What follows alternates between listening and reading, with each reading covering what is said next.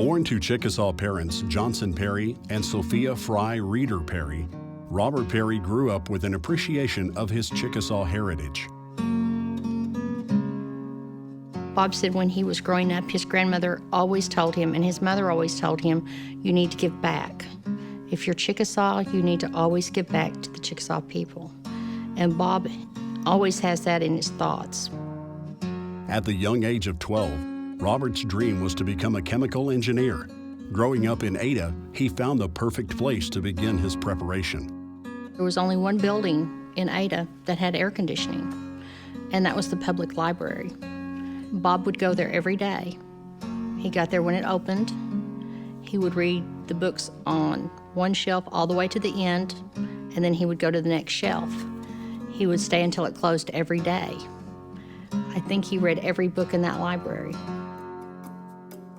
Upon graduating from high school, he put himself through college at East Central University. From there, he hitchhiked to Oklahoma State University, where he graduated from Chemical Engineering School.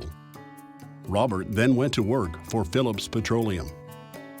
At this time, he expressed an interest to become active in tribal affairs of his Chickasaws. Although never employed by the tribe, he willingly volunteered his knowledge and his skills as a Chickasaw citizen who was profoundly interested in helping his fellow Chickasaws.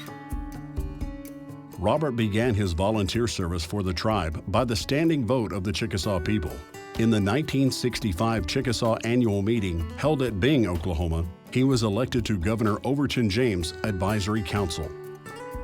He served as Secretary-Treasurer and in 1975 became Chairman of the Advisory Council. During his tenure, many advancements and improvements were made. Although he would be transferred to Houston through his work with Phillips, he would continue to attend monthly meetings at the Advisory Council through 1978. During this pivotal period for the Chickasaw Nation, the council formed the Chickasaw Foundation, requested Platte National Park in Sulphur be renamed for the Chickasaws, and a constitution was submitted. It was the beginning of the Chickasaw legislature. Robert was chairperson at the time that I was on the advisory council. Definitely he was a leader, and I trusted him wholeheartedly. He very much wanted the tribe to succeed in developing businesses. Robert's next challenge would come at the request of Governor Bill Anatubby. He served and became chairman of the Chickasaw Industrial Development Board. This board reviewed hundreds of business plans of companies interested in forming business partnerships with the tribe. Upon retirement, Robert and his wife Faye moved to Ada and continued service to the Chickasaw people. He served on the Chickasaw Historical Society, traveled as a cultural ambassador, and served on the Chickasaw Council of Elders. Robert became a member of our Historical Society, which I had the privilege of chairing that society, and it was a blessing to us to have someone with Robert's background, and he did a lot of research work and was able to, many times he traveled on his own to different sites.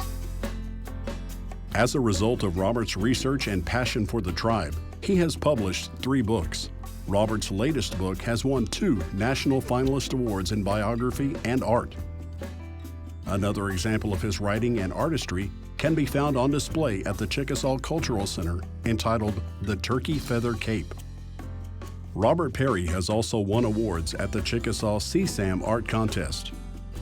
He currently serves on the National Board of Directors of the Wordcraft Circle of Native Writers and Storytellers, with the goal of returning the gift to other writers and storytellers of all tribes. Robert says the ultimate reward is to encourage others to be creative beyond traditional craft projects. Bob's contribution to the Chickasaw Nation is, I believe, his knowledge. I think people look to Bob for guidance and maybe to get the ball rolling on things, because he's very open-minded. Bob was a very intelligent person and was truly interested in helping his fellow man, and he went out of his way to try to implement programs and services that would benefit the majority of the Chickasaw people. Robert Bob Perry was and is truly a first-class ambassador to the Chickasaw Nation.